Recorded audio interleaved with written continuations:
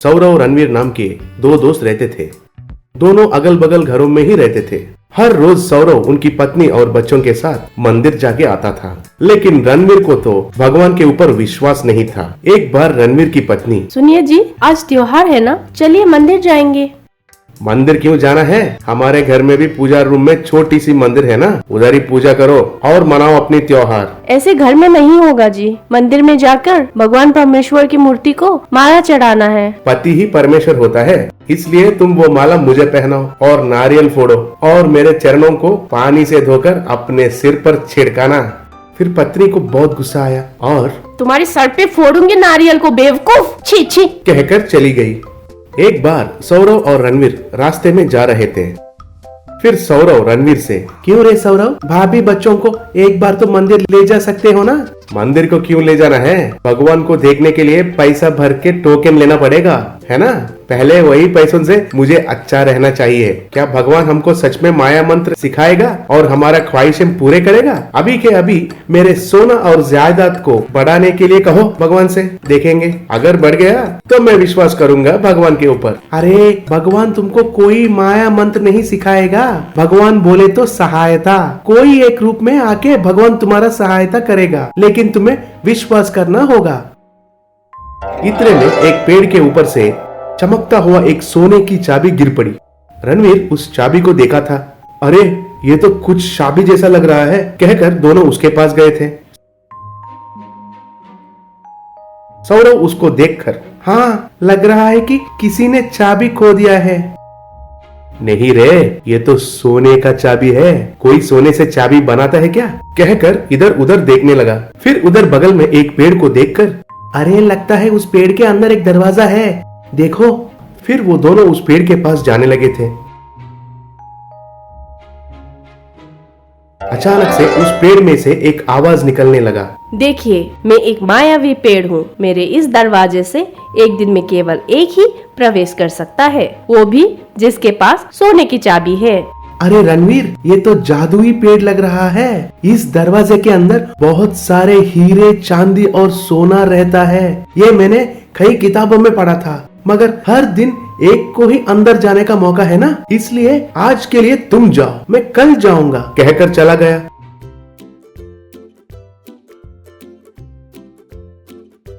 और अंदर जाके देखा तो बहुत सारे हीरे और सोना था। उनको देखकर रणवीर चौंक गया था।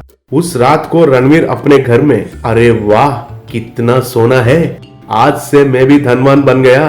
कल सौरव को चाबी क्यों देना है, पहले इस चाबी को तो मैंने ही देखा था, ऐसे सोचा। उस सोने के चाबी जैसे ही और एक डुप्लीकेट चाबी बनाया था। जब सौरव उनके घर आया था, तब रणवीर ने सौरव को उस पेड़ से लाए हुए सोने को दिखाया था।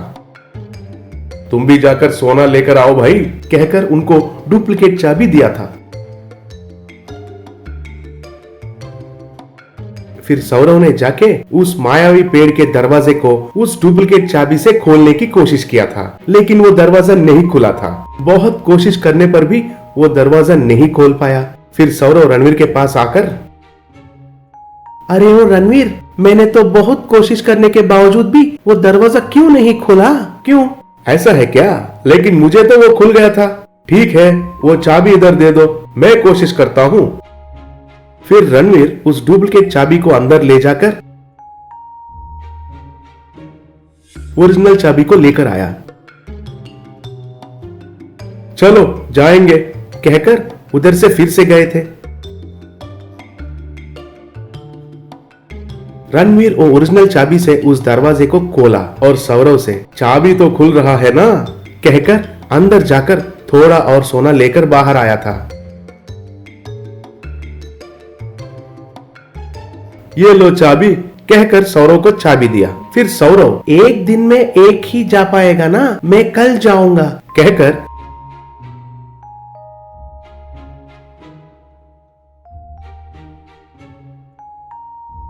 अगले दिन जाकर फिर से बहुत कोशिश किया था, लेकिन दरवाजा नहीं खोल पाया। फिर सौरव को क्या करना ये समझ में नहीं आया था और वो दुखी होकर बैठ गया। फिर अपने आप में, हे भगवान ये क्या हो रहा है, कहकर सोचने लगा था। इतने में एक मुनीश्वर उधर आकर ओ मूर्ख इंसान, वो जादुई चाबी तुम्हारे दोस्त को खुल रहा है लेकिन तुम्हें नहीं। जरूर कुछ गड़बड़ है, दाल में कुछ काला है, ध्यान से देखो, कहकर चला गया था। सौरव उस रात रणवीर को घर जाकर खिड़की से देखा। उसे वो ओरिजिनल चाबी रणवीर के पास दिखाई दिया था। सौरव चौंक गया था। अगले दिन जब सौरव रणवीर के घर गया था, अरे ओ सौरव, इस बार वो चाबी खुला कि नहीं? हाँ हाँ खुल गई है, लेकिन इस चाबी से उस पेड़ के बगल में और एक पेड़ का दरवाजा खुल गया था। उसके अंदर भी बहुत खजाना है, मगर इस पेड़ के अंदर जितने बार चाहो उतने बार जाके आ सकते हो। फिर रणवीर चौंक गया था और बहुत लालची बन गया था। क्या जितना बार चाहिए उतना बार जा सकते हैं और आ सकते हैं? अरे वाह, वो चाबी मुझे देना, चाहिए तो मेरा चाबी ले लो, कहकर उनके पास जो ओरिजिनल चाबी था वो सौरव को दे दिया। फिर सौरव वो चाबी लेकर, रणवीर मेरे पास अब 2 चाबी है, ये दोनों चाबियों को तुमने ही मुझे दिया है, लेकिन ये दूसरा चाबी कहाँ से आया, ये बता सकते हो? रणवीर को समझ में आ गया कि वो पकड़ा गया। मुझे माफ करो दोस्त, मैंने तुझे धोखा दिया था, फिर कभी ऐसा नहीं करूँगा। रामपुर गांव में किसानों को पानी की तंगी थी। खेत में डालने के लिए पानी ना होने के कारण बहुत परेशानी होती थी। सारे किसान चौपाल के पास इकट्ठा होकर समस्या का हल कैसे निकाले उसके बारे में सोच रहे थे। हम सब जाकर इरिगेशन ऑफिसर से मिलेंगे, अपनी समस्याओं के बारे में बताएंगे। पानी ना होने के कारण खेत में फसल नहीं उग रहा है। डैम का गेट खोलकर हम तक पानी पहुंचाने का तरीका निकालने के लिए कहेंगे। फिर सब जाकर इरिगेशन ऑफिसर से मिले। श्रीमान, कृपया करके आप हमारे खेत तक पानी पहुंचाइए। पानी ना होने के कारण खेत सूख रहा है। आपका गांव गहराई में है, आपका खेत तक अगर पानी छोड़ेंगे तो पूरा प्रदेश को पानी में डूब जाने की स्थिति आ पड़ेगी। इसीलिए गवर्नमेंट आपके गांव के खेत तक पानी नहीं छोड़ रही है। यानी हमारे रामपुर गांव में कोई भी कभी भी फसल नहीं उगा सकता। श्रीमान, ऐसा कोई बात नहीं, एक काम कीजिए, आप सब जाकर इरिगेशन मिनिस्टर से मिलिए। वो कुछ आदमियों को आपके खेत तक भेजेंगे। वो जांच करके यह रिपोर्ट देंगे कि आपके खेत को पानी पहुंचाने से किसी भी गांव को परेशानी नहीं होगी। वो करने के बाद इरिगेशन मिनिस्टर हमें ऑर्डर देंगे तो हम पानी छोड़ देंगे। और एक बात, आने वाले 10 तारीख को उनका जन्मदिन है, उस दिन जाइए तो आपका काम पूरा हो जाएगा। फिर सारे किसान वहाँ से निकल गए। यूं जा रहे किसानों में से कारपेंटर शर्मा, शहर में पढ़ने वाला मेरा बेटा और इरिगेशन मिनिस्टर का बेटा दोनों दोस्त हैं। शायद उसकी मदद से हमें मंत्री जी से मिलने आसान हो जाएगा। बहुत अच्छी बात है ये तो, अपने बेटे को बुलाओ, बात करेंगे। शर्मा अपने बेटे अनिल को फोन मिलाया। अनिल फोन उठाकर, कहिए पिताजी। तुम तुरंत रामपुर आ जाओ। ठीक है पिताजी। अनिल गांव आया। सारे किसान मिलकर इकट्ठा हुए। हम सारे किसान मिलकर इरिगेशन मिनिस्टर पाटिल जी से मिलकर हमारे गांव के खेत के पानी की समस्या के बारे में बताने के लिए सोच रहे हैं। उनका बेटा और तुम एक ही कॉलेज में पढ़ रहे हो ना, तो उसके द्वारा उनसे मिलना आसान हो जाए, यूं सोच रहे थे। उनका जन्मदिन भी आने वाला है ना, ये पता चला है हमें। आपका विचार तो सही है पिताजी, लेकिन उस दिन उनसे मिलने बहुत लोग आएंगे। आपको आपकी समस्या के बारे में बोलने का अवकाश मिलेगा या नहीं, ये मैं सोच रहा हूँ। हाँ, अनिल जो कह रहा है वो भी सच लग रहा है। एक काम करते हैं, उनके जन्मदिन पर हम उन्हें एक अद्भुत सा तोहफा देंगे ताकि उनका ध्यान हम पर आ जाए। उसके बाद हम उन्हें अपनी परेशानी के बारे में आसानी से बता सकते हैं ना। इतना अद्भुत तोहफा खरीदने के लिए तो बहुत पैसे लगेंगे ना। बहुत कम खर्चे में हम उसे एक अच्छा सा तोहफा देंगे। कहते हुए रातों रात अनिल एक लकड़ी का साइकिल बनाया और वो बहुत अच्छा बना। सारे किसान उसकी प्रशंसा किए। चाहे जो भी कुछ भी तोहफा दे, उन सबसे अच्छा हमारा ही तोहफा है।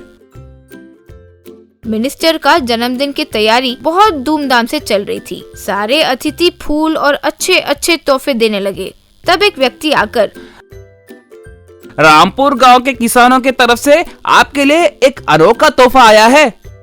अनोखा तोहफा? वो क्या है? सारे किसान मिलकर लकड़ी से बनाया हुआ साइकिल को उनके सामने रखे। वो देखकर मंत्री जी, मुझे आज तक कई लोगों ने बहुत महंगे तोहफे दिए हैं, लेकिन उनको देखकर मुझे इतनी भी खुशी कभी नहीं हुई। आपका तोहफा देखकर मुझे बहुत प्रसन्नता हुई। आपको जो चाहिए वो पूछिए। हमें कुछ नहीं चाहिए मंत्री जी, हमें खेत में पानी की परेशानी हो रही है। आप कृपया जांच करवा कर कुछ कीजिए और हमारे समस्या का हल निकालिए। आप जाइए और यूँ समझिए कि आपकी परेशानी अब दूर हो गई है। आपके खेत में फसल उगवाने की जिम्मेदारी अब मेरी है। यूँ खुशी से साइकिल को चूमते हुए मंत्री जी ने कहा। कुछ दिनों बाद फिर से खेत हरा भरा नजर आने लगा। सारे लोग अनिल की प्रशंसा किए। तुम्हारी वजह से हमारे गांव की परेशानी दूर हो गई है। तुम सदा खुश रहो।